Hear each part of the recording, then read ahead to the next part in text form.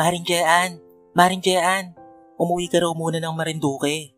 Kakausapin ka daw ng tiyahin mo. Dahil ang kamag-anak mong si Luis ay kambal na naman ang kanilang anak ng kanyang asawa.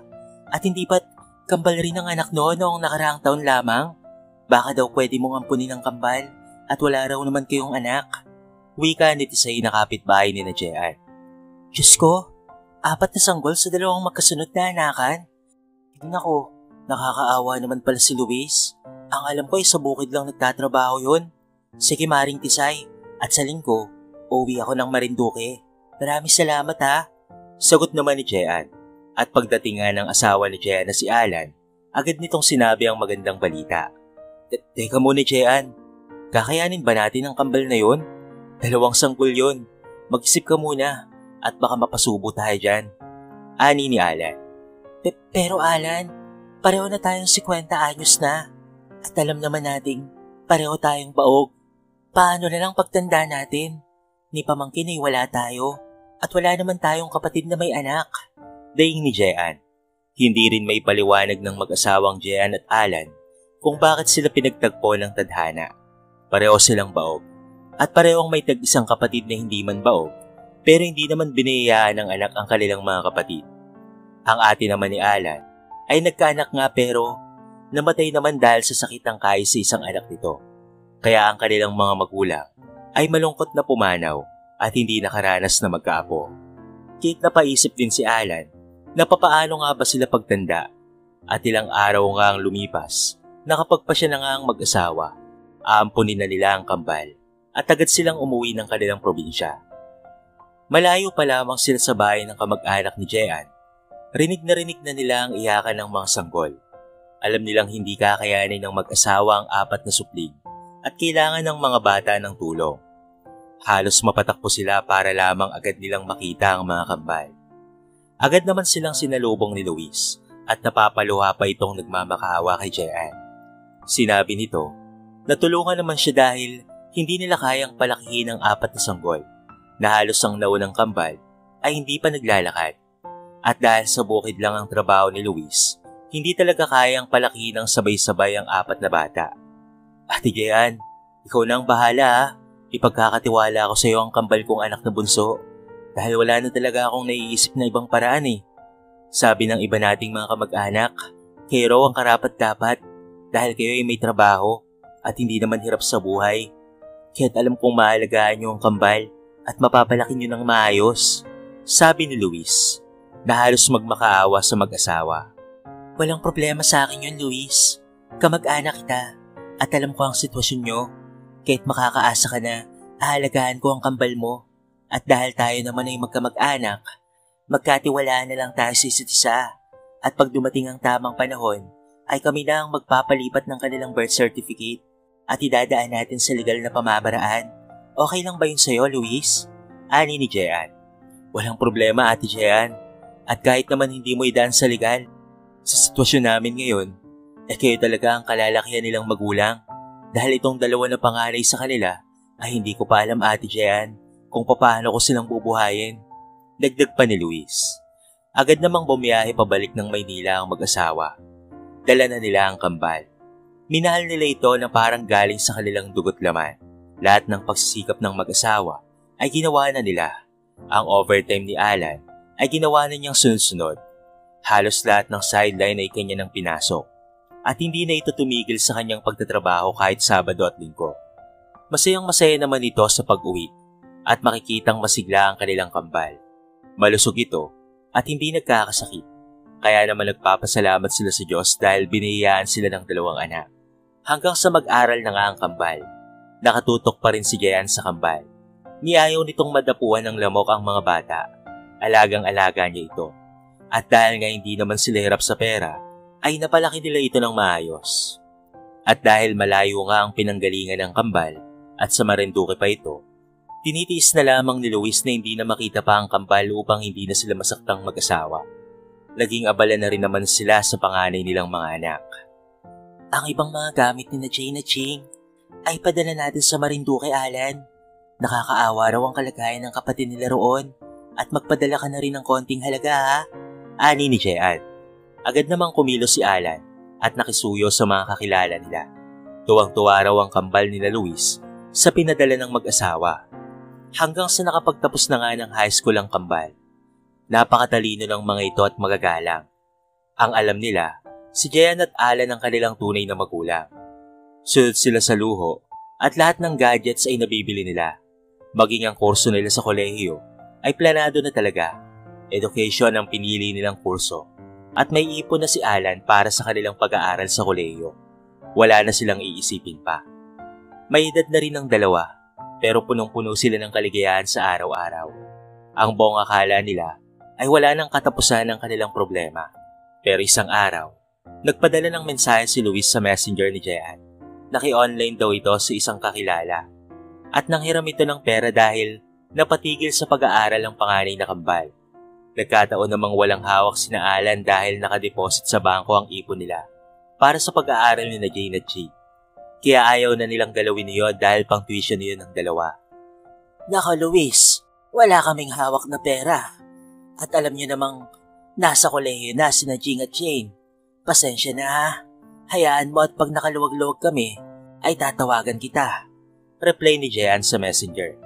Grabe, ang dadamot niyong mag-asawa. Balita dito sa Marinduque ay maganda daw ang buhay niyo. Minsan na nga lang akong dumaing tatanggihan mo pa ako, Ate Jean. Muling mensahe ni Luis. Ha? Teka muna Luis, saan ang gagaling ang pananalita mong yan? Bakit kailangan mong sabihin sa akin yan? Hindi ka ba masaya dahil maganda ang buhay ni na Jane at Jing? Bakit parang galit ka sa akin ha? Ang akin lang naman Ate Jean, alangan naman niyang kambal niyo lamang ang gumanda ang buhay. Paano naman ang aking panganay na kambal ha? Anong kinalaman namin sa panganay mong kambal Luis? Naguguluhan ako sa'yo. Pagtataka pa ni Jean. Agad namang nawala si Luis at hindi na sumagot pa. Hindi pa nga natatapos ang pasukan ni na Jane at Jing, biglang lumuwas si Luis nang walang pasabi. Nagulat na lamang si Alan nang matanaw na paparating si Luis. Agad naman niyang sinalubong si Luis dahil walang pasok si na Jane at Jing. Hindi mo man lang ba ako papapasukin, Kuya Alan? At hindi mo ba ako papakainin man lang? Ganyan na ba talaga kayo kayabang ngayon, ha? Ani ni Luis. Kami mayabang? Teka nga, at kayong magpinsan ng mag-usap, tatawagin ko si Jean. Wika ni Alan, at bumalik na ito sa loob ng kanilang bahay. Kakatapos lang maligo noon ni Jean, at gulat na gulat itong napatakbo papalabas ng bahay. Luis, bakit? May problema ba? Bakit hindi ka man lang nagpasabi na luluwas ka? Bakit bawal bang lumuwas? Bawal bang makita ang mga anak ko? Damot mo ha? Bakit? Anak niyo ba sila? Baog kayo hindi ba? Mga matatandang baog na gurang. Tuluyan na ngang nagalit si Jean at nabastusan sa mga sinasalita ni Luis. Teka nga Luis, may utang ba ako sa'yo? May kasalanan ba ako o nagawang mali sa pamilya mo ha? Saan ang gagaling yung galit mo? Dahil ba ang kambal mo ay mahirap ang buhay kumpara sa ampon ko ha? Ganun ba? Kaya galit na galit ka sa akin? Abay anong kasalanan ko? Tumulong lang naman ako sa inyo. Masama pa pala ang dating nun para sa'yo. Ampon? Anong ampon? Hinabilin ko lang sa'yo ang mga anak ko at babawiin ko na ang kambal kong anak. At saan ba ang mga anak ko ha? At iuwi ko na sila sa Marinduque. Halos manlamig na lamang ang buong katawan ni Jean.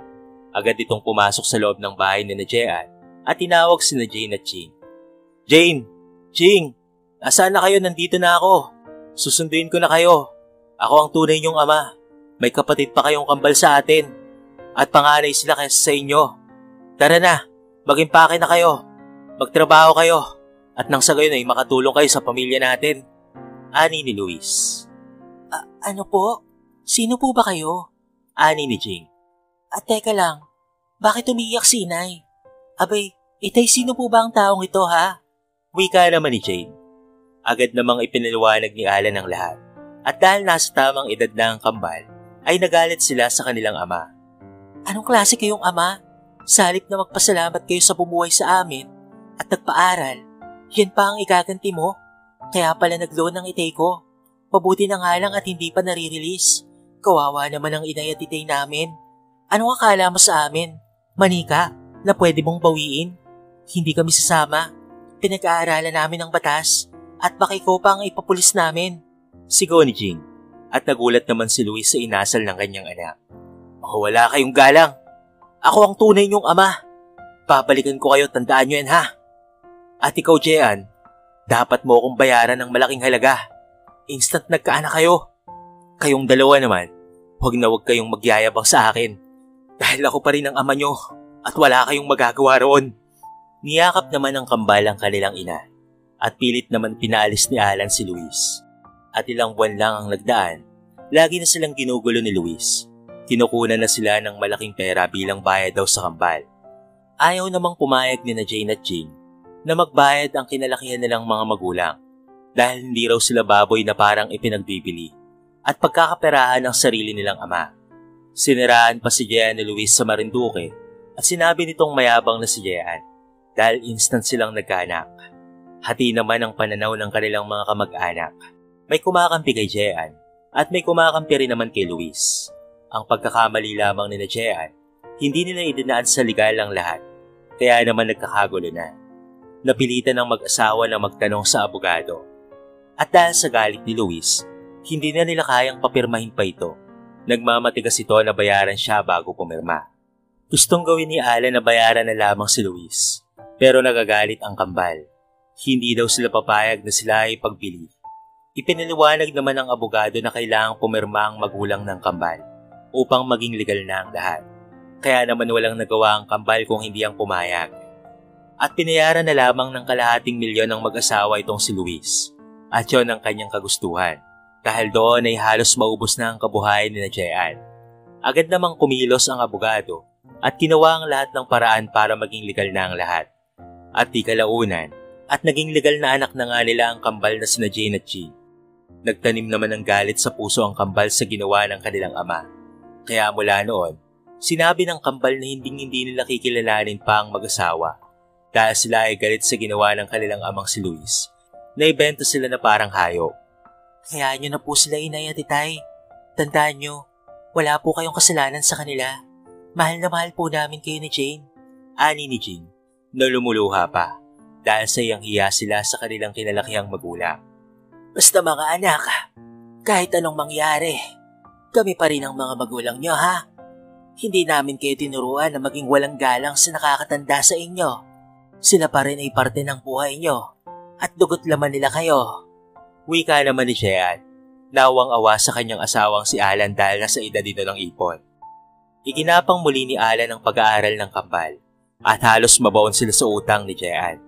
Pero nakatapos nga ang dalawa at ganap na silang guro at pinilit naman ng kambal na makapagtapos ng may karangalan upang kahit papaano ay makaganti sila sa utang na loob sa kanilang kinalakihang magulang. Sa malalayong lugar nga sila na destino at nakapagtrabaho naman sila ng maayos. Kahit malayo sila, ay alaga pa rin nila ang kanilang inay at itay. Lagi silang umuwi at sinisiguradong maayos ang kalagayan ng kanilang mga magulang. Ilang taon nga lang ay nakapag-ipon na sila at muling nakabawi financial. Habang ang pamilya ni Luis ay inubos ang pera at nagbuhay mayaman dahil ang buong akala niya ay makakakuha ulit sila ng pera sa mag-asawa. Dahil nga mangmang sa batas, hindi nila alam na hindi na nila pwedeng gawin iyon. Ilang taon pa ang lumipas at lalo pang tumanda ang mag-asawang Jean at Alan. Hanggang ngayon ay pareho pang dalaga ang kanilang kambal na sina Jane at Jean. Mahal na mahal nila ang kanilang kinagisnang magulang. Ilang taon na rin silang nagpalipat-lipat ng destino hanggang sa makabalik na nga silang muli sa NCR. Ang buong akala naman ni Jean at Alan, dahil sa legal na nga ang lahat, akala nila ay wala nang magiging problema pa. Pero nagulat sila nang isang araw ay kumakatok sa bahay nila ang panganay na kambal nila Luis. May bitbit na anak ang mga ito at mukhang mga walang pinag-aralan. Bastos pang manalita at walang galang kay Jean. Kaya naman nadatnan sila nila Jing at Jane at ang dalawa na nga ang kumausap sa kanilang kapatid. Ano ang palagay niyo sa bahay namin? Bahay ampunan? Ang lalakas ng katawan niyo at nasa tamang edad na kayo. Ang tatandaan niyo na. Pero bakit hindi pa rin kayo maghanap ng trabaho? At bakit lagi na lang kayong umaasa sa mga magulang namin? Ano ba ang gusto niyong mangyari? Wala ba kayong kahiyan? Wika ni Jane. Pinapunta kami dito ni Itay. Hingi kami ng pera sa inyong dalawa. Dahil kayo raw ay may trabaho na. Karapatan daw niyong bigyan kami ng pera. Dahil kapatid niyo kami. Kailangan namin ng pera ngayon. Walang-wala na kaming pera eh. Taghirap na kami sa Marinduque at ubos na ang perang binayad niyo sa amin. Kaya kailangang suportahan niyo kami. At yan ang sabi ni Tay at pati na rin ni Inay. Kahit kami lang daw na magkakapatid ay kailangan niyong bigyan ng pera. Sad ng panganay na kambal. Halos mapasigaw sa galit si Jean at nagkontrol na lamang ito dahil naiiya siya sa mga kapitbahay nila dahil alam ng mga ito na sila ay profesional na teacher. Tinawagan naman kaagad ni Jing ang kanyang ama sa Marinduque at ipinaunawa nito ang batas. Ipinaliwanag ni Jing ang lahat at sinabi nitong pwede lang sampahan ng kaso ang kanilang ama at pwede itong makulong. Pero nagmatigas pa rin si Luis at sinabing bigyan ng pera ang kambal dahil kapatid nila ito. Kaya naman sumagot kaagad si Jing na sa dugo na lamang nila naging kapatid ang kambal. Pero sa batas, hindi na nila ito kapatid at hindi na rin nila ama si Luis. Dahil sa ginagawa ng ama nila, ay gagawa na sila ng paraan at kakasuhan na nila ang kanilang ama dahil sa panggugulo nito sa buhay nila. Pinalis na ni Jing ang kanilang kambal na kapatid at sinabi nila na kung hindi maunawaan ng batas, matakot sila sa mga pulis dahil baka makulong sila sa Metro Manila at hindi na makabalik pa ng Marinduque. Nakakaawa kayo. Ang laking halaga ng ibinayad ng mga magulang ko sa inyo. Pero inubos niyo lang at nandito na naman kayo para humingi. Para bang may patago kayo sa amin Umalis na kayo dito at wala kaming obligasyon sa inyo. Sa batas ng tao, hindi ko na kayo kapatid. Kapatid ko lang naman kayo sa dugo. Kami ay legal na inampun na ng inay namin na si Jean at tatay namin si Alan. At ito ay legal. Sa madaling salita, hindi nyo na kami kaano-ano. Naawa kami sa inyo at pwede pa naman namin kayong kilalaning kapatid Pero sa ginagawa nyong panggigipit sa mga magulang namin na wala namang ginagawang masama sa inyo, sumasobra na kayo. Bumalik na kayo sa Marinduque bago pa ako tumawag ng mga pulis. Sigaw ni Jing at napapayak sa galit pag naaalala ang ginawa ng ama nila. Wala namang nagawa ang kambal kung hindi ang umalis na rin dahil alam nilang hindi nagbibiro itong si Jing. Natatakot sila sa mga pulis at wala naman silang laban kina Jane at Jing dahil may pinag-aralan ng mga ito kumpara sa kanila. Kung papaanong makakabalik ng Marinduque ang panganay na kambal, ay wala nang pakialam doon ng magkapatid. Dahil naman sa nervyos, halos may stroke na si Jean. Tumaas ang blood pressure nito sa takot na baka mabawi sa kanya ang kanyang kambal. At sinabi naman ng dalawa na hindi mangyayari yon. Alam na nila ang batas at hindi sila mangmang kagaya ng ama nila. Awa at galit ang nararamdaman ng magkapatid ni Jane at Jing sa kanilang kapatid. Pero wala silang magagawa dahil ang may kasalanan ay ang mga magulang nila at wala namang ginagawang masama ang umampon sa kanila. Dahil nga siguro may nakapagpayo na kay Luis, kaya naman nanahimik na ito. Nabalitaan ng magkapatid na wala na raw itong pera para makaluwas pa ng Maynila. Naghihirap na ang mag-anak. Naaawa man ang magkapatid. Pero kailangan nilang turuan ng leksyon ng mga ito. Hinayaan na nila ito dahil malalakas pa naman. At sinabi nila sa kanilang sarili na tutulong naman sila pagdating ng tamang panahon. Samantala, patuloy naman na umihina ang pangangatawan ng dalawa. Ang pakiramdam daw ng mga ito, kapag may kumakatok at nagdo-doorbell, ay iniisip nila na baka ito ay si Luis at baka manggulo na naman at kunin ang kanilang ampon. Kaya naman lagi na lamang inaatake ang mga ito ng pagtaas ng blood pressure. Depression ang naging kalaban ng mag-asawa. Kahit pa sila na nga ang tumulong, sila pa ang nagdusa. Dumating nga ang tamang panahon na nagkapamilya na ang kambal. Masayang-masaya si Jean at Alan dahil kaya pa nilang mag-alaga ng kanilang apo. At naabutan pa nila ang kanilang mga apong kay gaganda at kambal din. Masayang-masaya rin naman ang kambal dahil kahit papaano ay magagabayan pa sila ng kanilang mga magulang. Kahit matatanda na ang mga ito, ay naalagaan nila ang kanilang mga anak na kambal din.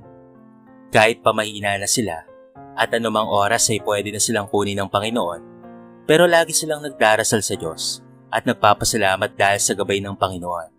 Napalaki nila ng napakabubuting tao ang dalawang kambal, at hindi sila iniwan kahit panakilala na nila ang kanilang totoong magulang.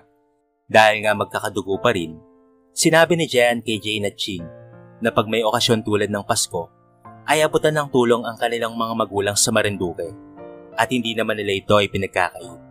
Kaya naman laging napapayakap ang kambal sa kanilang ina dahil napakabuting tao nito at lahat naman ng payo nito ay sinusunod ng magkapatid. Dito na po nagtatapos ang ating maiksing kwento sa araw na ito. Sa kwentong ito ay marami tayong mapupulot na aral. Isa na nga riyan ay ang pagkakaroon ng utang na loob sa mga taong tumulong sa iyo. Kayo mga kabarangay, anong aral ang napulot nyo sa ating kwento sa araw na ito? I-comment nyo naman sa baba ang inyong mga reaksyon at babasahin natin ang lahat ng yan. Kung bago ka pa lamang sa ating channel, baka naman pwedeng pakihit ang subscribe button at bell notification button para palagi kang updated sa mga bago nating upload na katulad nito. So paano ka barangay? Hanggang sa muli, thank you so much and peace out!